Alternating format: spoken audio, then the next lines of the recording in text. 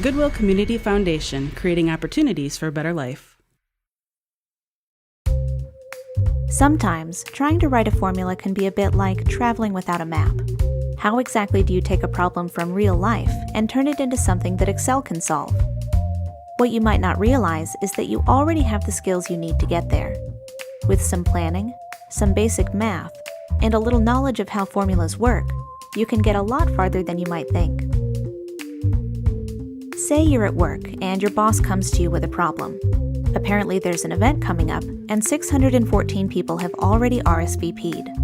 Unfortunately, the venue only seats 550. So how many folding chairs are we going to need to seat all the extra guests?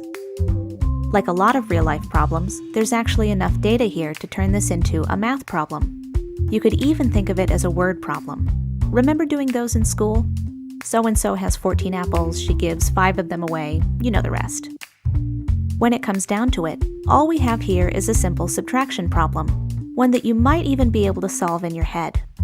Just take the number of people coming, subtract the number of seats at the venue, and that'll give us our answer. Now watch.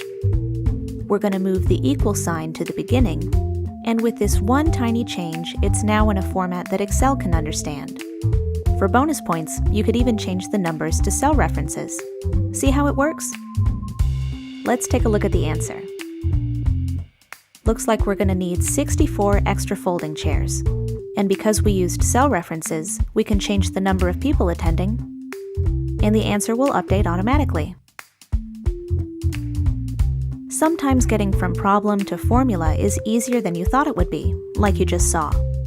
Then there are times when you get stuck somewhere in the process and you're not sure how to continue.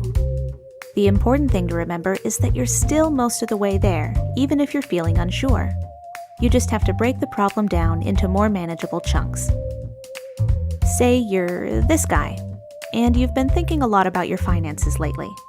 You want to save up enough money to buy a brand new, totally awesome jet ski. Here's the problem. The jet ski costs $6,000. You're planning to raise the money over time by saving $110 each month. How many years will it take to save the full amount? Even at a glance, you can tell this problem is a little different from the last example. For one, it's going to take more than a simple subtraction formula to figure it out. Let's try breaking it down instead. We are talking about how many years this is going to take. Maybe we should figure out how much we can save in a year based on what we're setting aside each month. The formula might look something like this.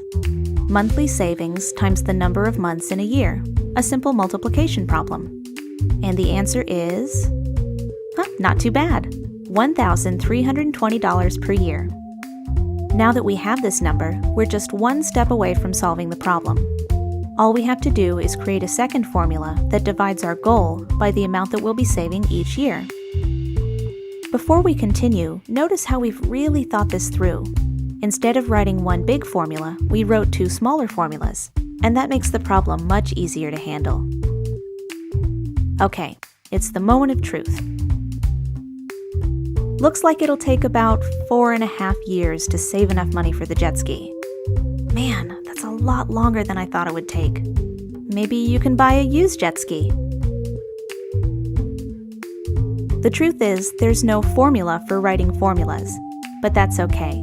The journey from point A to point B is rarely as treacherous as it seems. Sure, there might be some issues along the way. You might run into a problem that you're not sure how to solve. But remember, you already know more than you think you do. That's the key to solving real-life problems in Excel.